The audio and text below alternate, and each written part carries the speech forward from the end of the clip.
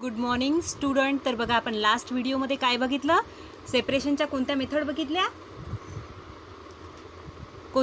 आपण sedimentation, decantation बघितली, filtration बघितली. ठीक आहे. तर आता या व्हिडिओमध्ये बघू आपण separation of soluble solid from a mixture. Soluble solid म्हणजे विरघळणारं सॉलिड. जसं शुगर आहे, साखर आहे. साखर पाण्यामध्ये विरघळते. आपण त्याला सेपरेट कसं करायचं? तर ते सेपरेट करण्यासाठी आपल्याकडे एक मेथड आहे, ती म्हणजे इव्हॅपोरेशन. तर बघा, आता 4th स्टँडर्डपासून तुम्हाला हा वर्ड होता इव्हॅपोरेशन. कोण सांगते मला इव्हॅपोरेशन म्हणजे काय होते?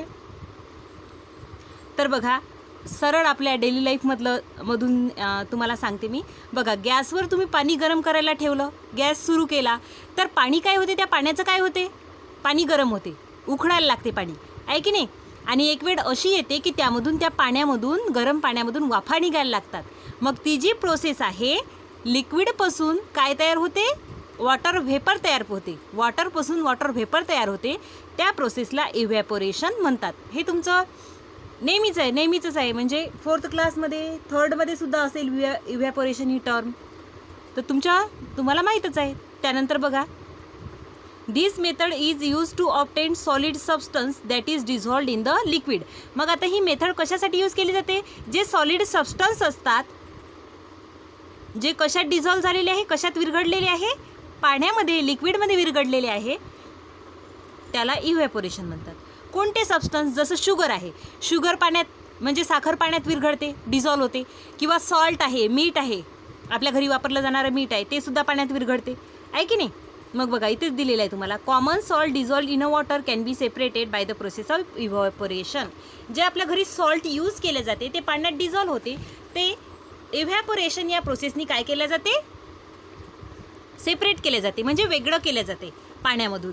त्यानंतर बघा, this process is based on the fact that liquid vapours easily on heating whereas solids do not. काय म्हटलेलं आहे की हे कोणत्या फॅक्टवर चालते ही मेथड?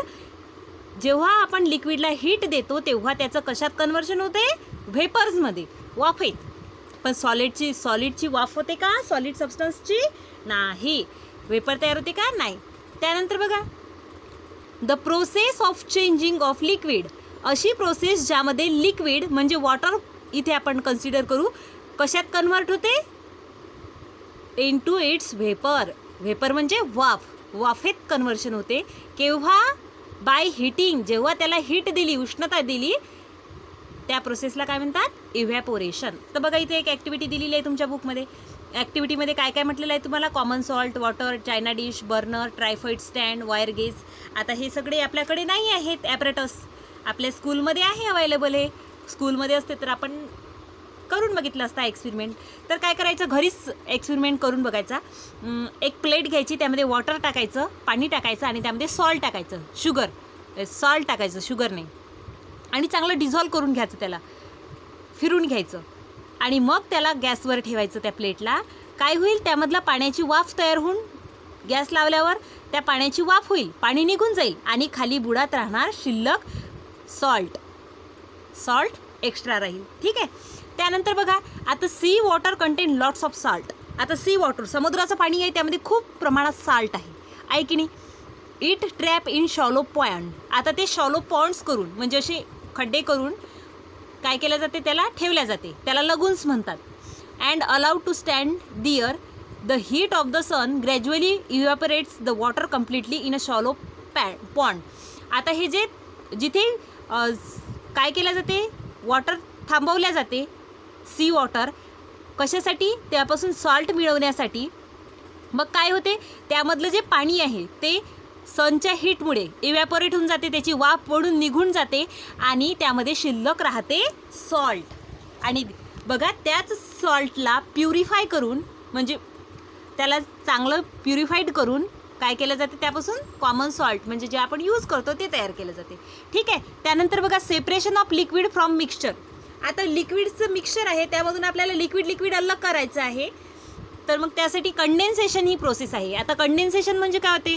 तर बघा, आता आपण बघितलं, पाण्यापासून वॉटर व्हेपर तयार होते, वाफ तयार होते, आणि त्या वॉटर व्हेपरपासून पुन्हा लिक्विड तयार होण्याची जी प्रोसेस आहे, त्याला काय म्हणतात? कंडेन्सेशन. बघा, आता this process is use to obtain liquid from its solution. Solution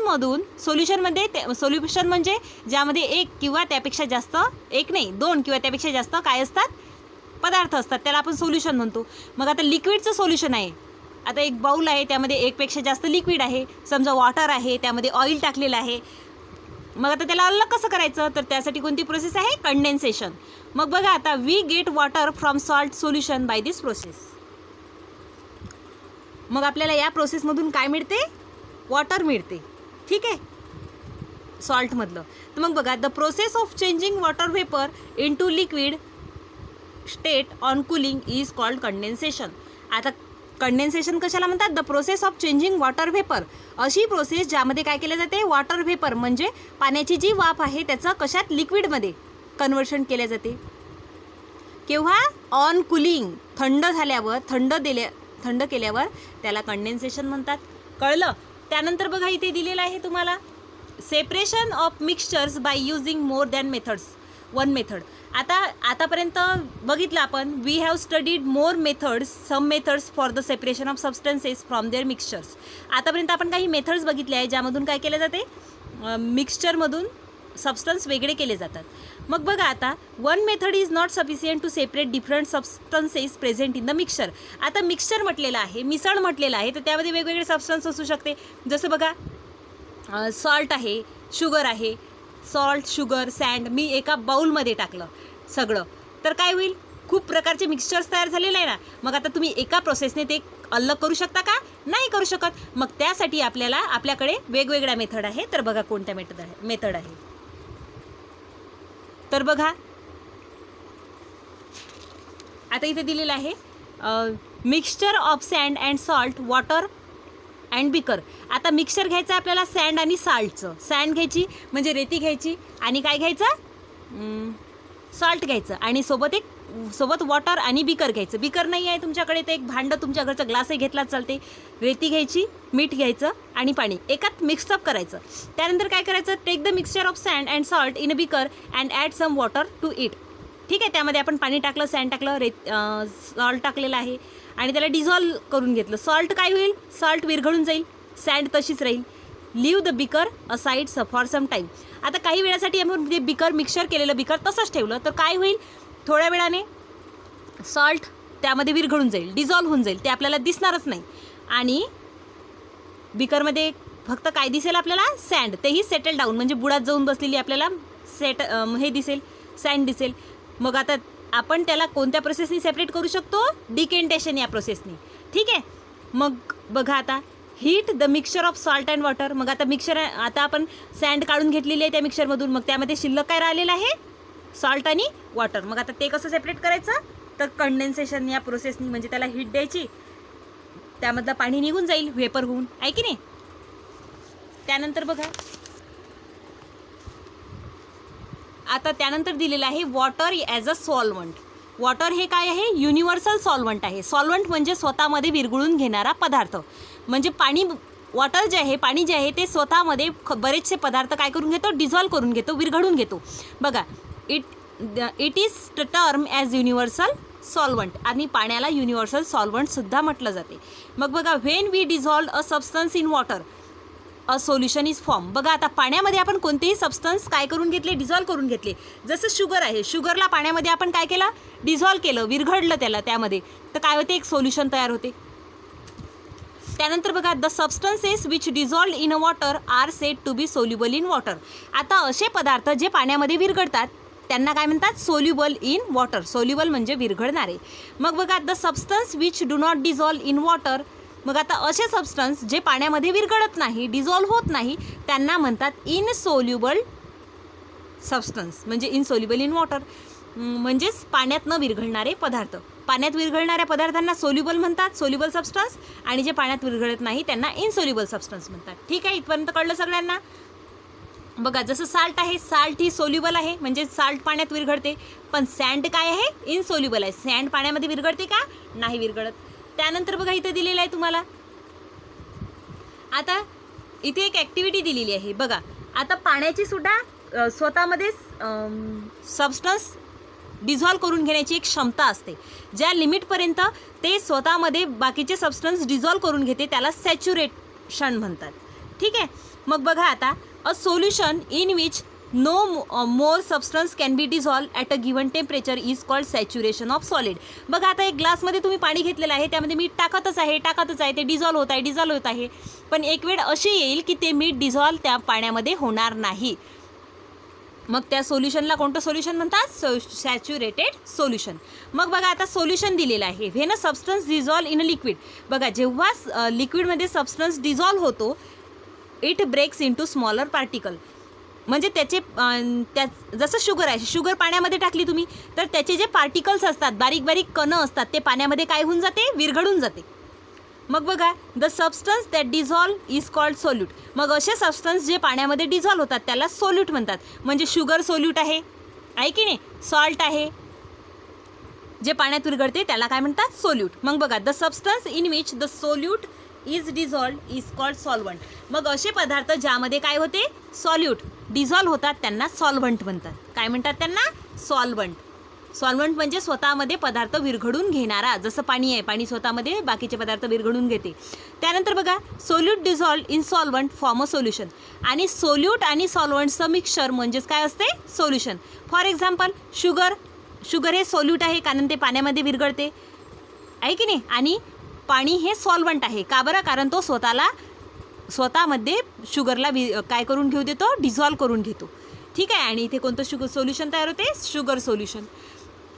मग बघा आता the substance dissolve to different extent in water at a given temperature. आता वेगवेगळ्या टेम्परेचरवर काय होत असते? सबस्टन्स डिझॉल्व होते. बघा sugar dissolve in water more than common salt. काय म्हटलेलं आहे की जी शुगर आहे कॉमन सॉल्टपेक्षा जास्त प्रमाणात पाण्यामध्ये विरघळते. The extent to which substance get dissolve in a liquid is called solubility. मग आता जेवढ्या प्रमाणात आपण काय करतो? सबस्टन्सला डिझॉल्व करतो पाण्यामध्ये, म्हणजे जितक्या प्रमाणात ते डिझॉल्व होतात त्याला काय म्हणतात? सोल्युबिलिटी. म्हणजे स्वतःमध्ये एखादा सबस्टन्स विरघळून घेण्याची क्षमता. ठीक आहे. त्यानंतर बघा दिलेलं आहे तुम्हाला solubility of gases in water. आता तुम्हाला माहिती आहे पाण्यामध्ये वेगवेगळ्या प्रकारचे काय असतात? गॅसेस असतात. जसं ऑक्सिजन आहे, ऑक्सिजन गॅस पाण्यामध्ये आहे. जो त्यामध्ये असणारे जे लिव्हिंग थिंग आहे पाण्यामधले ते काय करून घेतात? ते ऑक्सिजन यूज करतात, वापरतात.